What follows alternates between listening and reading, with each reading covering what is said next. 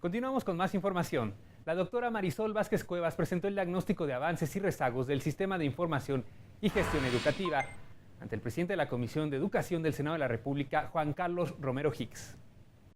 ¿Cuáles fueron los objetivos de esta evaluación? Básicamente fue analizar cuáles son los avances y rezagos, qué tanta información ha sido ya integrada a la plataforma, estudiar la eficiencia y áreas de mejora en la obtención y gestión y análisis de información recibida y proponer recomendaciones. El documento destaca que el sistema de información y gestión educativa ha logrado avances desde su creación. Sin embargo, sus principales objetivos no se han alcanzado. Se explica que las entidades federativas no han brindado información en tiempo y forma, por lo que se requieren adecuaciones a la Ley General de Educación. Al respecto, el senador Juan Carlos Romero Hicks señaló lo siguiente. Considero que esto hay que verlo en la óptica del federalismo y a veces no tenemos claro lo que es el federalismo. Y segundo, la trascendencia del sistema para algunas de las decisiones de política pública. En México existen muchos microsistemas macrodesintegrados. Necesitamos un sistema nacional que realmente fortalezca la toma de decisiones. También en el Senado de la República se organizó el encuentro sobre la defensa de la Constitución de la Ciudad de México. En un primer momento, la senadora Dolores Padierna enumeró los principales ejes que contempló la Carta Local, los cuales calificó como avanzada. El día de hoy vamos a profundizar en cómo se fijaron las bases para una planeación que garantice el desarrollo sustentable de la ciudad y de sus habitantes, así como los nuevos modelos en materia de educación, en materia laboral y de justicia, cómo se plasmaron estas grandes cosas en nuestra Constitución. Miguel Provencio, quien fungiera como presidente de la Comisión de Desarrollo Sustentable de la Asamblea Constituyente, señaló que la Constitución de la capital tiene una orientación garantista, ya que no solo formuló derechos, sino que ofreció los mecanismos para hacerlos efectivos. Creo que están equivocados quienes dicen que se exageró con la formulación de derechos. No es cierto. La Constitución puso solo una parte, ni siquiera mayoritaria, de los derechos que ya tenemos consagrados en las convenciones internacionales. Y por tanto, hay que tomarse en serio estos derechos. El también ex constituyente Jesús Ortega dijo que la Carta Magna de la ciudad reafirma y crea nuevos derechos, además de que abre la posibilidad de establecer gobiernos de coalición. Establece modelos de gobernanza, de gobernabilidad democrática que se están estableciendo en otros lugares del mundo. Me referiré, por ejemplo, a los gobiernos de coalición. Ahora, en el Congreso Federal se está hablando de la necesidad de gobiernos de coalición como una forma para distribuir y democratizar el poder político. En la Cámara de Diputados se inauguró un foro nacional sobre archivos legislativos, donde legisladores federales, locales, funcionarios públicos y representantes de órganos autónomos intercambiaron puntos de vista para construir estrategias que fortalezcan las políticas archivísticas del Congreso de la Unión, como de las legislaturas locales. La diputada presidenta de la mesa directiva, Guadalupe Murguía, destacó la importancia de conservar el archivo del Poder Legislativo Federal. El archivo del Congreso de la Unión es permanente guardián de la historia legislativa de nuestro país.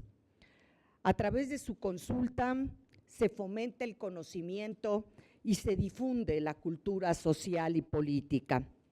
Esa cultura que ha contribuido a la construcción de nuestra democracia participativa. La legisladora también consideró necesario concluir con la legislación en materia de archivos pendientes para consumar las reformas constitucionales y secundarias en materia de transparencia y acceso a la información. En la Cámara de Diputados tenemos clara conciencia sobre la necesidad de construir una legislación que sea lo suficientemente adecuada y moderna para evitar que el avance de las nuevas tecnologías dicte sentencia definitiva para la existencia y resguardo de nuestra memoria documental.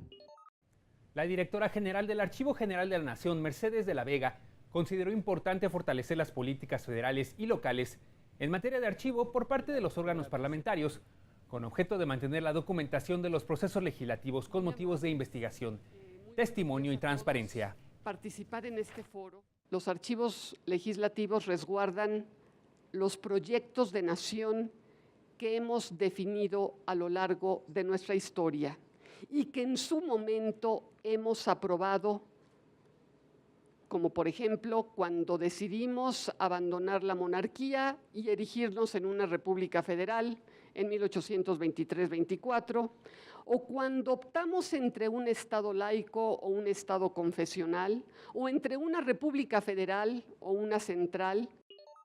Al participar en el primer panel, el comisionado presidente del Instituto Nacional de Transparencia, Acceso a la Información y Protección de Datos Personales, Francisco Javier Acuña Llamas, hizo un llamado a los legisladores para aprobar la Ley General de Archivos, uno de los instrumentos pendientes de las reformas constitucionales y secundarias en materia de transparencia. El INAI patentiza aquí en la Cámara de Diputados la mucha urgencia, la urgente Ley General de Archivos que está prometida y que se encuentra en iniciativa en la Cámara Alta, en la Cámara de los Senadores, en una espera de una nueva oportunidad quizá de concentrar algunas de las inferencias o de las expresiones que algunos de los activistas de la sociedad civil y algunos de los académicos, historiadores y especialistas en archivos han sugerido. Y en el Senado, la Comisión de Derechos Humanos organizó el foro Reformar para mejorar el sistema de justicia penal en México, cuya finalidad fue analizar las propuestas en la materia presentadas en el Congreso de la Unión, así como los planteamientos de actores, como la Comisión Nacional de Seguridad y la Conferencia Nacional de Gobernadores. Recordemos que en 2008 hubo una gran reforma trascendental, estructural en nuestro país, que prácticamente es un parteaguas en nuestra historia, en la exigibilidad de justicia penal en nuestro país, donde dejamos atrás un sistema inquisitorio. Modificar el sistema penal acusatorio sin una evaluación que ofrezca un panorama claro sería una salida equivocada. Por ello, creo que es muy importante el esfuerzo que está realizando el Senado. Le corresponde a los gobiernos locales fortalecer la infraestructura y desplegar una capacitación constante a los operadores del nuevo sistema y que todos los procesos también sean ágiles y transparentes. El titular del Secretariado Ejecutivo del Sistema Nacional de Seguridad Pública afirmó que el sistema no está fallando, sino que lo están haciendo algunas instancias que no se construyeron de manera adecuada. La corresponsabilidad entre instituciones, poderes y órdenes de gobierno es fundamental. Sin la participación y la crítica constructiva de la sociedad civil sería imposible lograrlo. Necesitamos comprender que la consolidación implica afinar la maquinaria y también hacer los ajustes necesarios a las leyes secundarias. El coordinador del Partido Revolucionario Institucional de la Cámara de Diputados, César Camacho, afirmó que la reforma del 2008 al sistema de justicia abrió la brecha y dialoga con la reforma de derechos humanos del 2011. Se le puede cambiar. Mi convicción es que los ajustes que requiere el sistema de justicia penal, por excepción, son normativos. O sea, si requieren algunos, y yo voy a proponer algunos, los más que se requieren son de políticas públicas, son de instrumentación, son de capacitación. Asimismo, se refirió a la figura de la prisión preventiva oficiosa, la cual dijo debe analizarse para casos específicos. Yo estoy pensando en el acopio de armas, no en la aportación de armas, por ejemplo, o de la determinación de la naturaleza de las armas. Es decir, un arsenal con armas de alto poder es diferente a tener un arma, aunque sea esta de uso exclusivo del ejército. María de los Ángeles Fromo Rangel, consultora y ex titular de la Secretaría Técnica del Consejo de Coordinación para la implementación del sistema de justicia penal, señaló que hay un faltante de 83% de asistentes jurídicos en el país, entre otras carencias.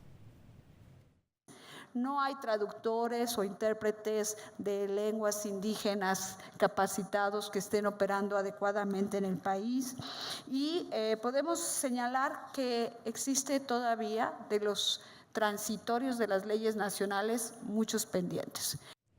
Entre los grandes pendientes destacó que la Ciudad de México todavía opera con el sistema anterior.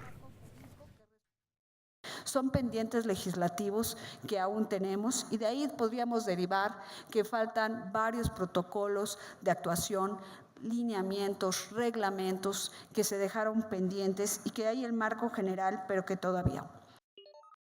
Esa fue la información más relevante generada esta semana en el Congreso de la Unión. Para mantenerse informado en tiempo real, puede seguirnos en nuestra cuenta de Twitter, @NoticiaCongreso. También lo invitamos a sintonizar Noticias del Congreso de lunes a viernes a las 8 de la noche. Muchas gracias y hasta nuestra siguiente emisión.